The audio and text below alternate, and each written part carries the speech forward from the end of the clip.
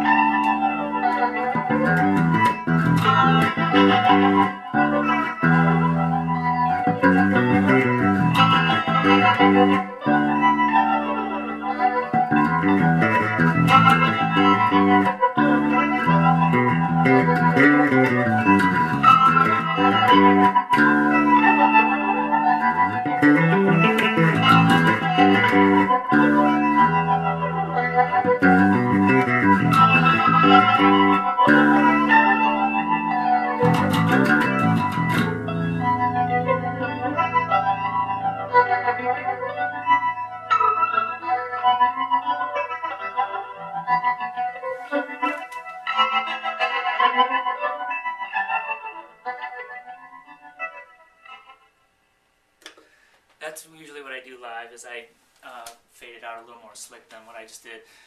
It just faded out, and then Chris and Paul come in right away with the Checkerboards intro. So that's pretty much it. It's nothing real fancy here. The tapping bit is just this. It's three different sections. So the first one is just A to F. In the left-hand part, the right-hand part is just A, E, D, C. That's it. And then you repeat that again. And then the second part is just throwing a harmony over top of it, going C, B, A, over top of A, G, F. So that would be, right, just a simple harmony. And then the fourth time through is, I forget what they call contrary motion, where the right hand or the melody bit is going one way and the bass bit is going the other way. So that's just C, D, E, so C, D, E, and then A, G, F. So that would just be, that's it. And then that's all just over A. I mean, there's nothing really complicated about that bit there. So that's pretty much that thing, and that's called A Minor Interlude, and that's off the Off the Floor album. Hope you like the video, and the Boss pedals are really neat. You can have a lot of fun with those. I use them quite a bit, not just for that, but for some sound effects stuff that we do live as well. Just program it in there, and you can have a lot of fun with it. So take it easy. Another really cool bit, bass bit that I have on the Off the Floor album is it's actually a segue. We call it a segue. live, again, this kind of came out of a necessity of something live. We wanted to have the back end of the song Window Dressing. We were going to do the last bit of that, and how to just jump into it didn't really seem right. And we were rehearsing, and I had brought this piece of music down, and the guys seemed to like it, and it seemed to be, it happened to fit in with the idea of what we wanted to do with the ending bit of Window Dressing.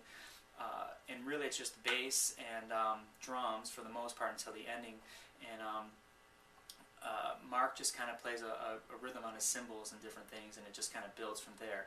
But I'll just show you the bass riff really quick. It's just a two-handed thing, it's not really too difficult, a little bit tricky, but not too hard.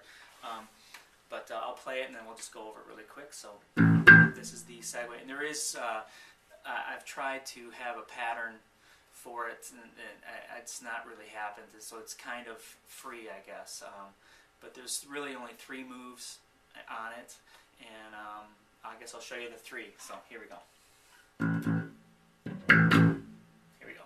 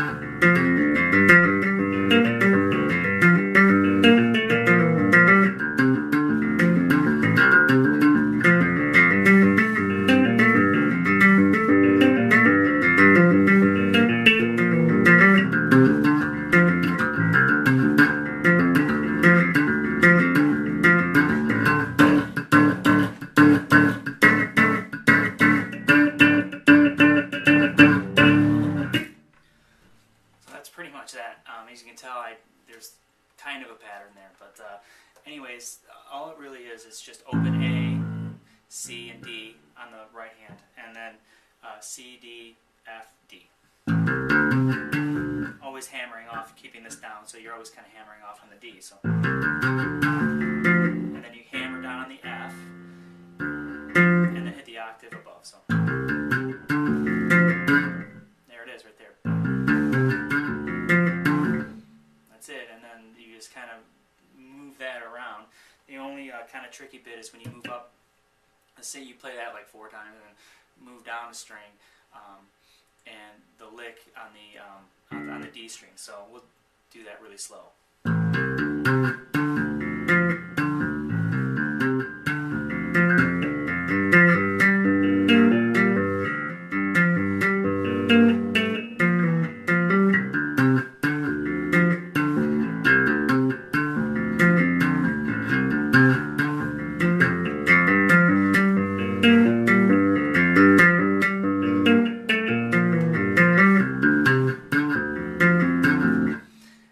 Pretty much it. I do go up a full step at some point. And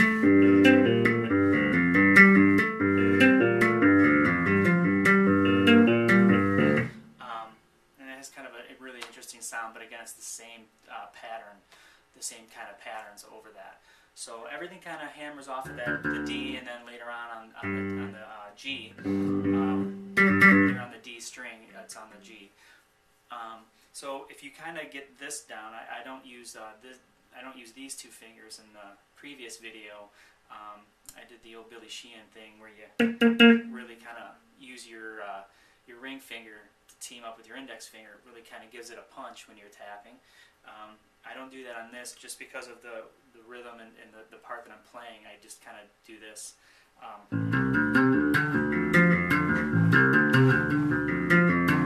So if you can kind of get that moved down, it's really not hard. It's just getting used to the strings. So we're lucky as bass players, we have big fat strings, so you don't have to be as accurate. But when I do this, if you notice, I do. So I do kind of fall into that.